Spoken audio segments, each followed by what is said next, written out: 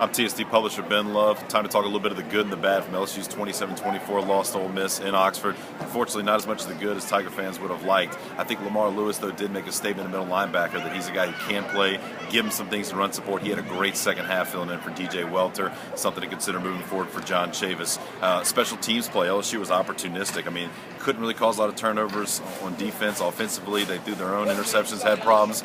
But I do think that special teams unit gave LSU a big boost, block a field goal, make a field goal, and then recover a muff punt that puts them in good position toward the end of the game. Another good thing for LSU, that offensive line, when called upon, was able to run block pretty well. Now the problem is the Tigers got into pass situations a little too early. That line didn't get to show off its prowess the whole game, but when they wanted to, Kenny Hilliard, Jeremy Hill had plenty of holes.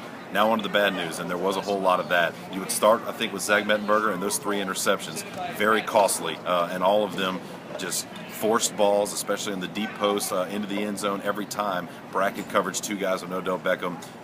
Shows a little bit too much trust and forces it in there. That obviously changed the game. After that, you look at some more bad news would be the defense. Another read option team that really kind of ate LSU up. All the running backs that Ole Miss put in there, and Jeff Scott wasn't even a part of it, had success. Also, third down conversions. Ole Miss, I believe, had 11 of them. So the Rebels very strong. LSU can't get off the field. That led to a lot of bad things for the Tigers. And obviously, you can't get by without saying clock management. Very poor. Timeouts in the second half, all poorly used. There was one that came before a punt, and then the one, obviously, that people are going to remember at the very end of the game. Les Miles waits until 6 seconds left to call a timeout when they had at least 17 or 18 more. They could have saved there. Maybe get a kick return. You don't know. Les says after the game he wanted to get the field goal block set up.